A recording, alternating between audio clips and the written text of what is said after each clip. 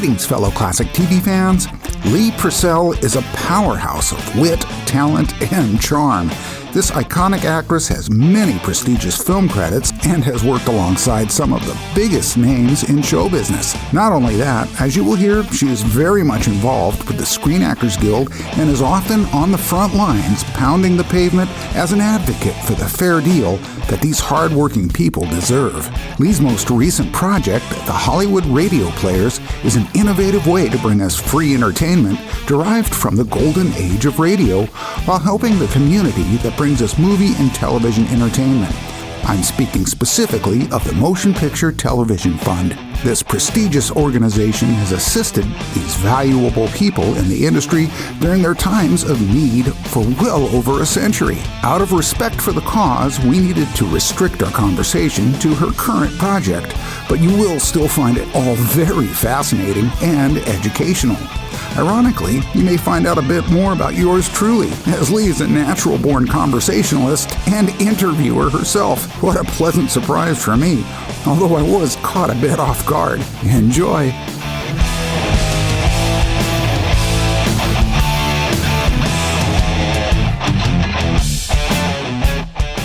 Ladies and gentlemen, please welcome to the podcast the incredibly talented Lee Purcell. Hi, Lee. Hi, Pat. It's so great to be here with you. Well, you too. And we've chatted it up already so much. We have a bit, yeah, but there's more. As we chat, we try to figure out exactly what we can't say. Yeah, what we can say and what we can't say. And, of course, the reason we're talking about that is because my union, SAG-AFTRA, is on strike. And members are not allowed to promote projects, past, present, or future, if they had a connection to the AMPTP, and that's the Alliance of Motion Picture and Television Producers, because that is who we are striking against for a fair deal, because we do not have a fair deal. And I can talk about a project of mine because it doesn't have a particular one, Hollywood Radio Players, that we'll talk about whenever you want to, because it doesn't have that connection to the AMPTP, because my partner and I produce it. We are the producers. So there's no other producers. So I can talk about that all day long, but you don't want me to, trust me. Well, we will. We'll hit on all the right things, hopefully. Yes. Because I want to first commend you, and of course, every single other person that's gone out on those picket lines. Yeah, it's interesting doing it. Have you done it? Have you actually gone out there? Oh, yeah, of course. Yeah, wow. Absolutely. I'll be doing it again, too. I don't go out every day because I'm actually working on the show I just mentioned, and a few other things. But yeah, I go out, I carry the sign, I march around, I make noise, and I am fortunate because my nephew is also in the industry. He's a writer, and so we have been out together. And that's we always say the family that strikes together stays together. So that's been a whole lot of fun, actually, that part of it. And it's for a very good cause, because we need a fair contract, and we don't have one. Yes. But I think we will. I'm cautiously optimistic, seeing as what just happened with the WGA, the Writers Guild of America, that they got a good deal, and they got what they wanted.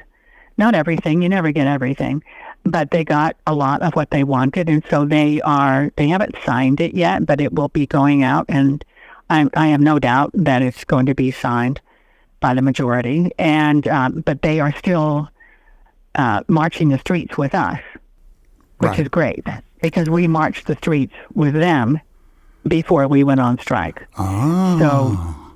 So it's kind of quid pro quo, and besides, writers and actors, we really work hand in hand, and we don't have anything to say if they don't write the words, and they don't have anybody to say the words if we don't say the words. So it's a bit of a marriage. Exactly. So we can't, I can't mention names of projects, past, present, or future, but you can. And then I can talk about it kind of a roundabout, way, but we can't. I just have to be really careful because I don't want to break those rules because those rules are really important. Well, and that's the beauty of pre-recording interviews, folks. That's right. Yes. If something slips out, there's always that. I know. I've done interviews where things did slip out and, it's like, no, I'm sorry. I can't talk about that. If it doesn't happen, it'll be a miracle. But the beauty of it is you can say, nope. And that way I can do a little pause, and then I'll know that's where I said it, and then I can just take it out. Simple as that. Good. Oh, that's wonderful. I say it now, but yeah. But I think we're good. I think we're good. Well, and the good news is, it sounds like to me your nephew has blazed a trail, so it's time to set up the ant. Yeah. Yes, and he's an extremely talented person. And I just adore him. And so I'm very fortunate. Well, yeah, obviously it courses through the veins of the family. Yes. Yeah. He's yeah. I guess, yeah, we have an awful lot in common. Really. I mean, it's kind of funny. And we talk about it. And it's like, oh, yeah, that. And it's just kind of funny, that obviously he's a lot younger than I am. And but we have a very similar kind of history in that we had a dream and gave up everything and pursued it. And that's kind of interesting to have a family member. He's the only one. Wow. Well, I understand that. I've done that. Yeah, exactly. Yeah. All of us who are artists and either in the entertainment industry or a related industry, that's what we did. Well, some people didn't because they were born into it, and lucky them. I'm not. What can I say about that? Careful. Nothing. I can say nothing. So we'll just keep moving along. No edits there. Good. All right. No, you can edit it. Please. Yeah, please do. No. We're cleanly. Yeah, I almost slipped, but yes, there are those of us who had to sacrifice everything in order to pursue our dreams. And then there are those of us who were simply born into it. Yeah. And more power to them. Well, and you have a tremendous body of work. I'm a huge fan. Thank you. That's very nice. I had to get that in there. Well, thank you. You were so sweet when we were talking before I pushed record to ask, what the heck am I all about? Well, I wanted to know. Yeah. What's your story, bub? Yeah, come on, give it up. And so I did. Tell me everything. Yeah, you did. And it was pretty fascinating. And I am going to go to your YouTube channel, Golden Rage of TV, right? Did I get that right? Yes, you did. And I'm going to look at that. And you, of course, can go to one of my YouTube channels. I have more, but I don't do anything with them. But I have one that's very active, which is Hollywood Radio Players. That's my really active YouTube channel. I've been there. And you can go there. Oh, you've been there? Oh, heck yes, I have. Matter of fact, I've watched a few episodes. Mm-hmm. Oh, thank you so much. What did you watch? The Hitchhiker. Oh, I love The Hitchhiker. War of the Worlds. I think The Hitchhiker's so scary. Yeah, War of the Worlds is, of course, probably my favorite because I directed it. It was my idea, and I worked... Oh, can I talk about it? Let me think. Hold on. Yes, I can. Because, again, like I mentioned earlier, our company is not affiliated with AMPTP.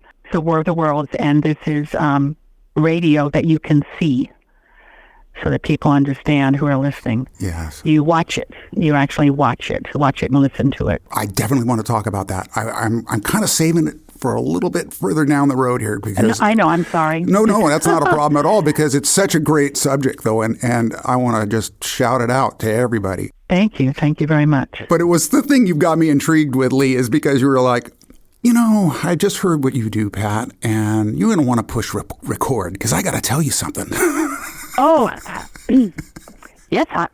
Okay. Yes, I forgot. Okay, so I'm going to be kind of cagey about the words I use because of the strike. So you were talking about what you have done, which is to take themes of television shows, because there used to be amazing themes. I mean, amazing. Yes. And that's not done anymore. No. And I think that's really a shame.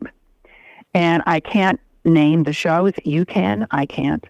Because even though I wasn't in some of those shows, I still can't name them. It's a rule we're following for the moment. So I happen to be, and I have met this gentleman at least 3 times.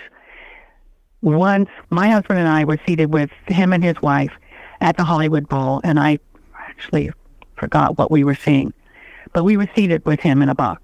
And the Beach Boys were there. And I've toured with the Beach Boys, and I can say that because you're a surfer girl. Yes, we know. No, actually, it wasn't because of that. It was a completely different. You would think that it would have been, but no, it was something else. And I also can't say. But it was a project I had done, and it's hard to talk about this. A particular company, an extremely large, successful conglomerate, had the idea that Tim Matheson and I'm sure you're familiar with Tim Matheson. Oh, of course. So they had because we were in this project, and they had the idea that we should tour with the Beach Boys to promote this project that I can't say the name of, and that we would be the opening act. So we did, and we were kind of the comic relief. And we went to, I think, 21 cities, and these were stadiums, huge stadiums. So we would go out first before the Beach Boys, and there would be an audience of, say, 25,000 people or so. And when an audience is that large, it just becomes one person. It's kind of interesting how that happens. Right. You don't think, oh my God, there's 25,000 people, even though you can see that there are, but it's just kind of this phenomenon that happens that your mind just goes, oh, there's only 2 people. And you talk to those 2 people, And so we would tell a few jokes. We would do the standard, like if we were in, say, Dallas, we would find out the football team or whatever team was playing in that season. And we would say, how about those Cowboys? And people would scream and yell. And then we would talk about a few other local things, and then we would introduce the Beach Boys. And we did that for 21 cities over a period, I think, 22 days. And why did I tell you all this? Because I mentioned the Beach Boys. Oh, yes, I'm coming back. So we were at the Hollywood Bowl with this gentleman whose name is Charles Fox, who is a very, very successful, long-time composer. And he composed some of the most, he doesn't just compose themes for TV shows. Like I happened to see him a couple of nights ago at an event, and he said, oh, I'm going to San Francisco. I'm going to play, because he's also an unbelievably gifted pianist. And he said, I'm going to play on stage for the ballet that I wrote that the San Francisco Ballet is performing. So he's very versatile. But he did very, very, very famous themes that people hum today, to very famous TV shows, which I can't say the names of, but you would know every single one of them. And you can look him up, Charles Fox, and see what he composed. So that's what I was going to tell you when you mentioned that you had taken these themes and I'd rearranged them rearranged them for guitar. Yes. And I thought it was just utterly fascinating. And I immediately thought about Charles Fox because of the shows that he's done, which you would know every single one of them, and so would anybody listening. So I had seen him, the Hollywood Bowl, that time. Then I ran into him at an event maybe 2 weeks ago at the Hollywood Museum here in L.A. in Hollywood that I go to a lot. I'm very fond of it. Kind of remember the family there. Love it. And, you been there? Yes, I have. Oh, there you go. Mm-hmm. Yeah. So you must have come down from Central California. Yes. We came down for the TCM Film Festival, actually. Oh, that's a wonderful film festival. It really was. And, of course, it's all right there And It's all that museum is amazing. 5 floors of Hollywood memorabilia, painstakingly collected by the owner, Donnell Dadigan. And so there was an event there. It was a different kind of an event because Donnell and Michael Feinstein, you know who he is? yes, I know that name. Yes. Yeah, he's also very famous. Right. Does Broadway musicals and Sure. Oh, yes. The American Songbook. Right. exactly, and Charles Fox. And where have I heard of him? I've heard of that name. Let's see. Where? that's the one I'm talking about. Yeah. Just now. You've heard it like the last 5 minutes. So Charles and Donnell, who is also a pianist, and Michael have put together this book with CDs in it and so forth, and it's under Grammy consideration. And for Donnell's godfather, Jose H.R.P, Right. who was a very big star back in the Golden Age. Right. And so Charles played some of his music. Michael Feinstein played some of his. Donnell played hers. It was an amazing event. And then, I don't know why, I keep running into Charles Fox. And maybe because I was going to talk to you. I don't know. And then, like, 3 or 4 days ago, I'm at a Motion Picture Academy event where I'm a member, and so is Charles. And there's Charles. And so we just keep running into each other. But look him up because you will be very happy. Of course. Well, I like to educate myself. And I can say that with the material that I did do, I put so much time and effort into it that it actually garnered a national award. And The Tully. Yeah, a Telly Award specific. But the thing is that I've been playing for 45 years, and Oh, wow. I really, really made myself a master of it, and had done so much that I can stand behind it and say, Lee, you are going to love this stuff. I can't wait. I'm going to look it up tonight. Oh, I can't wait, Dave. I can't wait for you to say, yeah, that really sucked, Pat, but thanks anyway. Click. I would never do that. and I'm sure it doesn't anyway. No. I mean, I even did the Star Spangled Banner. Now, it's like, that's not very original, but the fact of the matter is, it was because it was the last thing you saw on television, right? Before it would fade to snow. They'd play the national anthem. Yeah, yeah. So it fit the criteria. And next thing I know, the B League for the Golden State Warriors has invited me to play it on their opening day. Oh no, that's amazing! Are you going to do it? I did do it, and it was. Oh, you did do it? It was amazing, and it was. Oh, wow! Where am I going to do this? Oh, you see the center of the court? Yeah.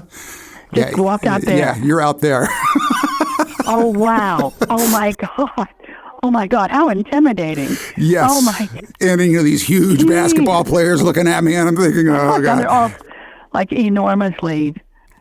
Yeah, I'm a huge basketball fan, but I hate to tell you, but that's not my team. Well, that's all right. I'll forgive that. Okay, thank you. It's all right. Because, I live in L.A. Yes, of course. So, it's just like I love the Dodgers. Me and Jerry Mathers go head to head on that one because... Oh, Jerry's a dear, dear friend of mine. I love... Me too. Him and his lovely wife. And yeah.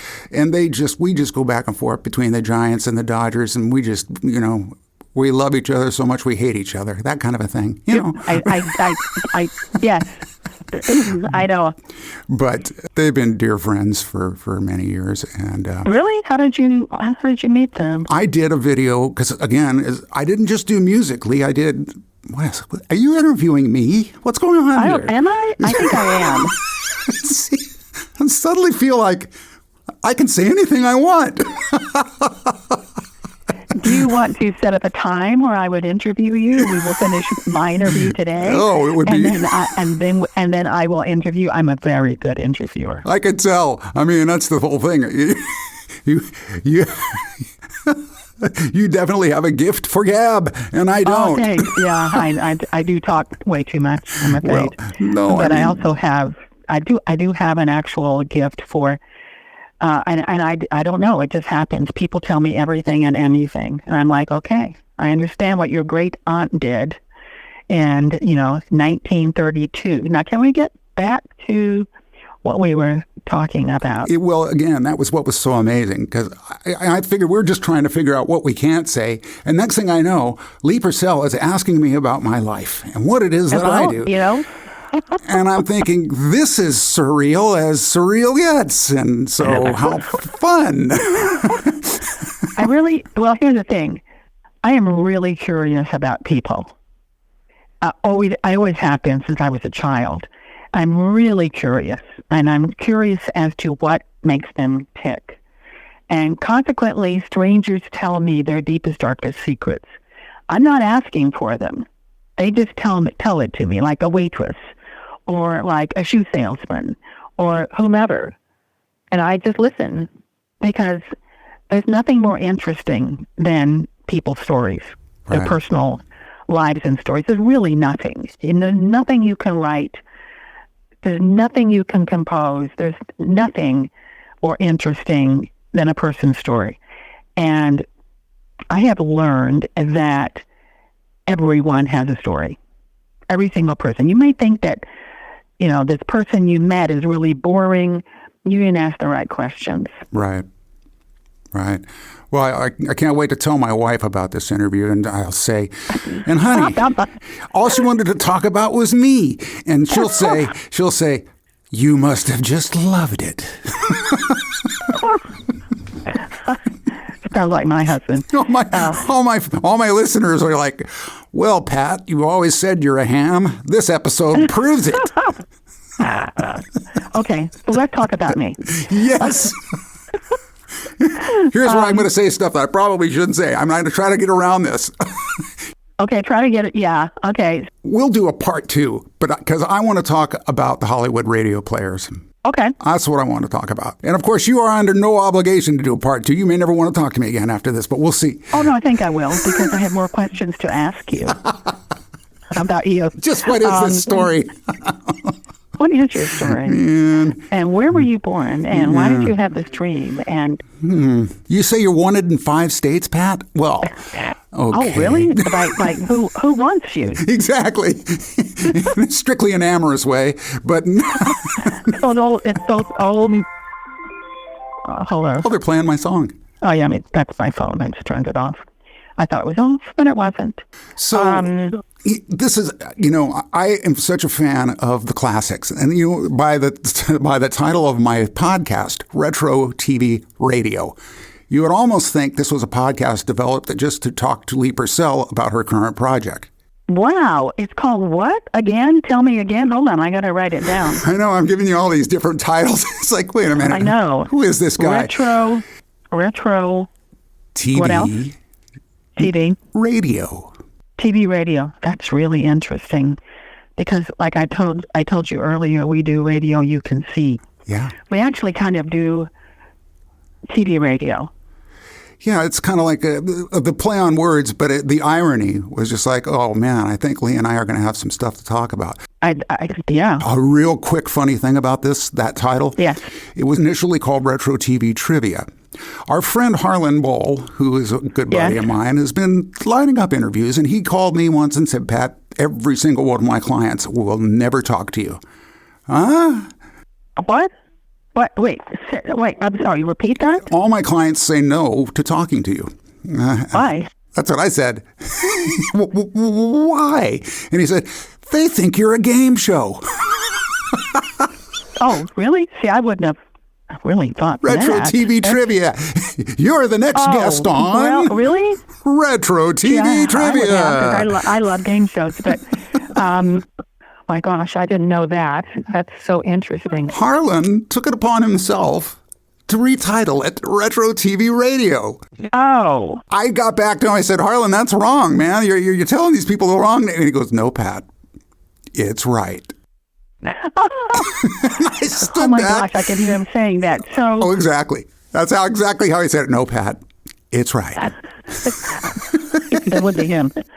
Yeah, and for people who don't know who we're talking about my publicist, who's also my friend, but my publicist who handles everybody, and then also Pat's friend who brings Pat interviewees, or in my case, an interviewer. Right. I love him. He's just a wonderful guy. I mean, he's really quite incredible. But so Retro TV Radio is your podcast. Well, we are creating a podcast that I'm going to guess we'll probably launch it after the first of the year, sometime in early 2024, because we're just a bit too overwhelmed at the moment. We're right now getting at our 11th show, which is going to be an episode of Baby Snooks, which was an incredibly popular radio series that Fanny Bryce played Baby Snooks. And for those of you who are Barbra Streisand fans, Barbra Streisand ended up playing Fanny Bryce in the movie. Oh, sorry, can't say it. Anyway, way to go, though. I caught myself just in time. That was awesome. But anyway, Barbra Streisand played Fanny Bryce in a movie that was a very big hit. And so, of course, we're not doing that. We're doing an episode of Baby Snooks, and I can talk about that. It's radio. And she's a very popular character. And the episode that we have recreated is from 1946.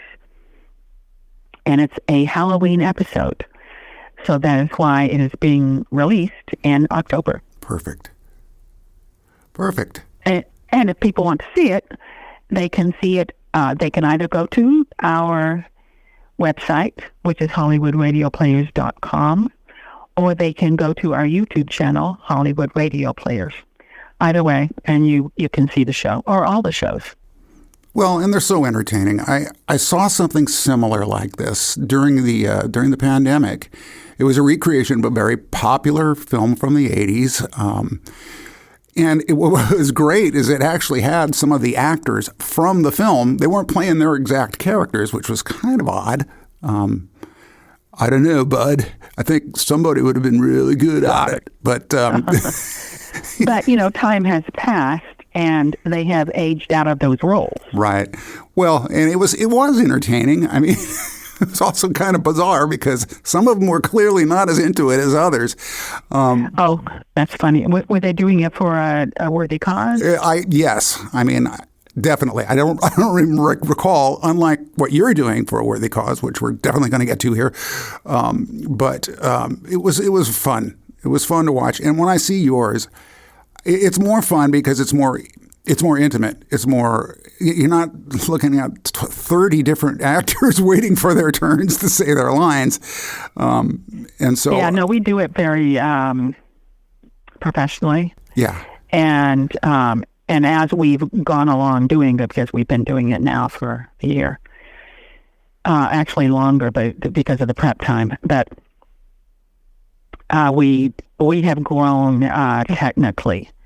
It was a huge learning curve because we do special effects, sound effects, costumes. We do it full out. We just don't sit down at a kitchen table and read lines. Yeah. We do it full out. So you get the full experience. Right. Even though it's on Zoom, which I think is really fun because everybody is in a medium close-up. Everybody. Right. And I think that's really fun. That you get to see all the facial expressions, and which you in a regular show, you have your close up to medium shot, your long shot, all those things, right? But we're just always in a medium close up.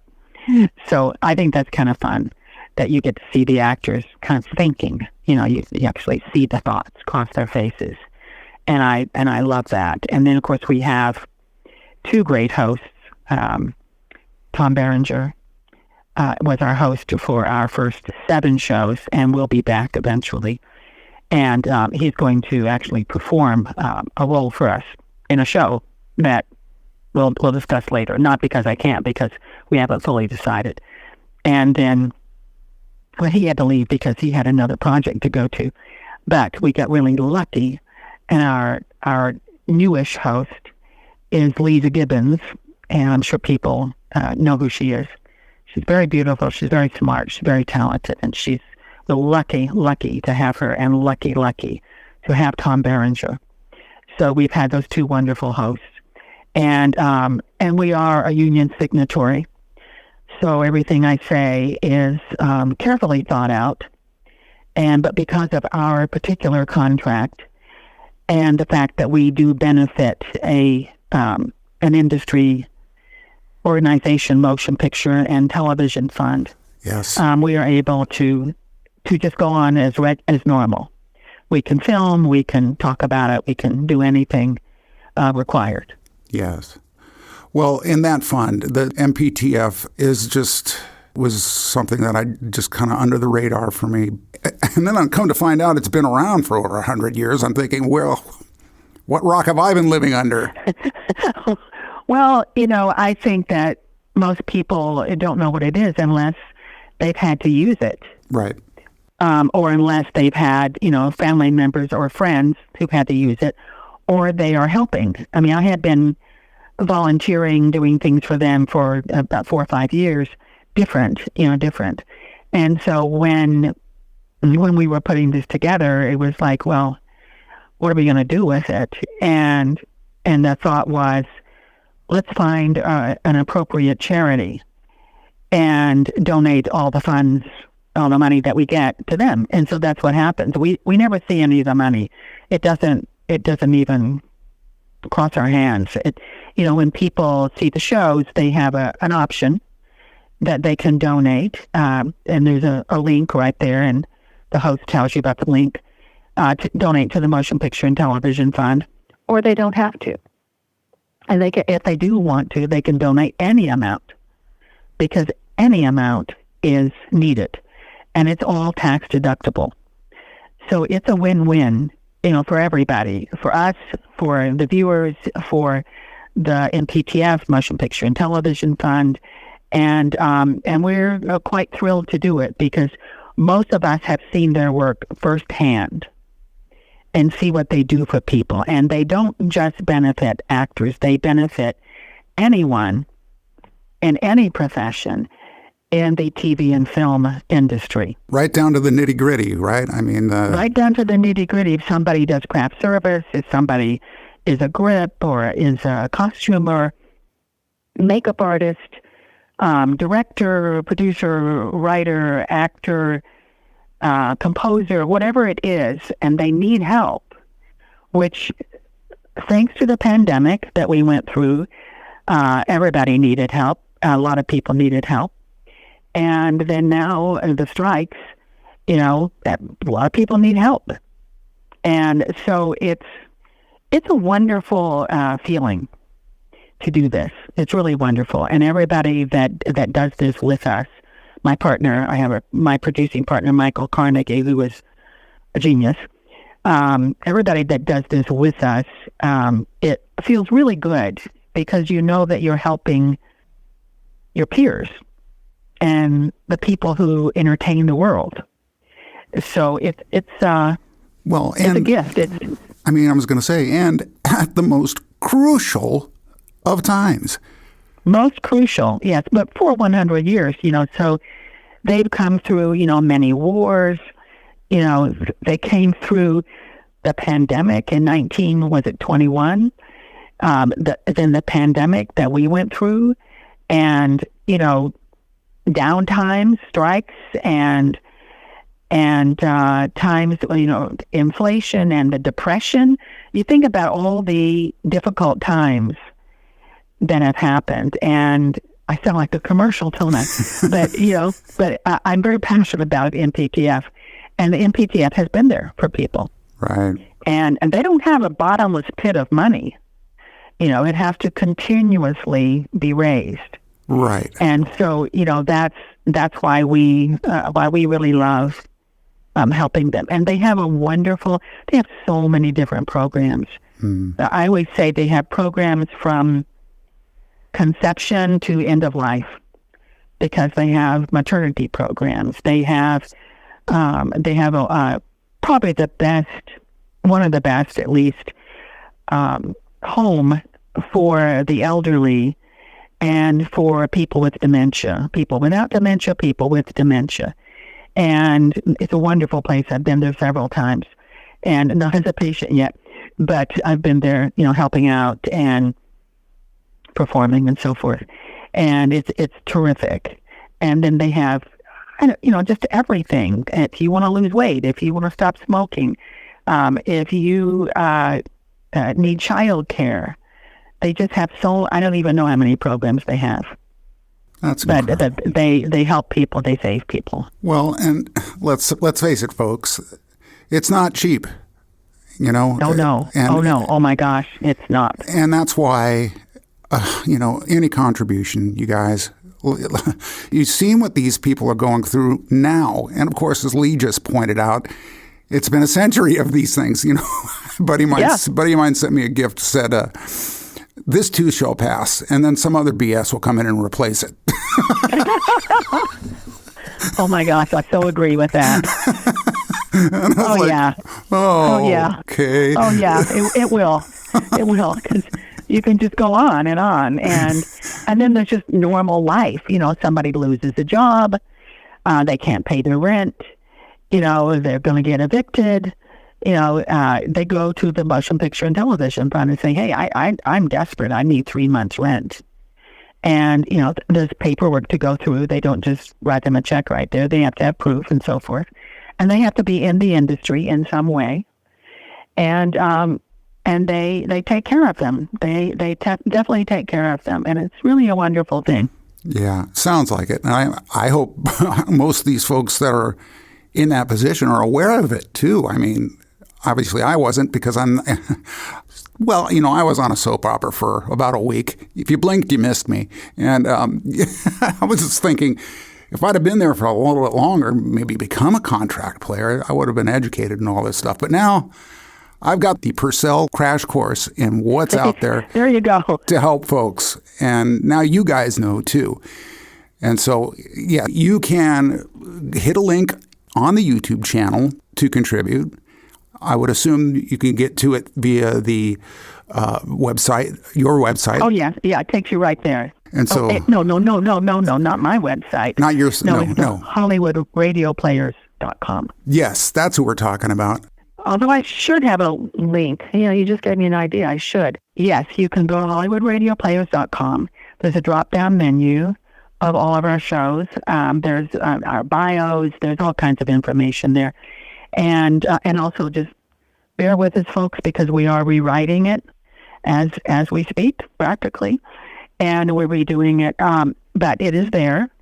And you just click on whatever show you want to see, and it just magically takes you through the magic of the internet right over to our YouTube channel, and you can see that show. It's great stuff. Well, thank you, Lee Purcell, and thank you, Pat McCormick. We've only scratched the surface. We have scratched the surface, and we will talk more about your life. My life, perfect. My wife will love that. Thank you, Pat. Tell her. Thank you, Pat. I really appreciate you having me on. Thank you, Lee. We'll talk soon. We sure will. Bye-bye now. There you have it, another Retro TV Radio in the books. Catch up with Lee Purcell and all her fine works by going to her website, leepurcell.com. Also, search up HollywoodRadioPlayers.com and find their YouTube channel at Hollywood Radio Players. Again, this helps benefit the Motion Picture Television Fund, which is literally everyone involved with bringing you quality on-screen entertainment.